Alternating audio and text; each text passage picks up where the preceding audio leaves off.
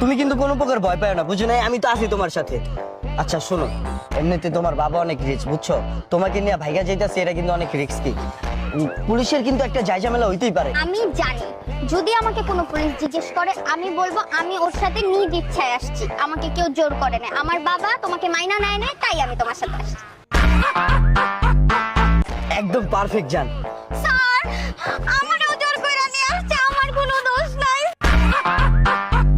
Sir, ও আমারে বলছে, আমার বাসা থেকে বের হয়ে যেতে বলছে, সবকিছু নিয়ে আমি বের হয়ে গেছি। আমার আব্বুরে বললেন না, আমার কোনো এখানে দোষ নাই। আমার আব্বু জানে না, আমার দিয়ে আসবেন আমার আব্বুর কাছে, আমি যাব। ওইসে থামা তোর নাটকবাজি, এটা আমার বন্ধু, বুঝছিস? তাই তোর পরীক্ষা করার লিগে 500 টাকা দিয়ে ড্রেস ভাড়া করে বন্ধুরে পরার লইছি।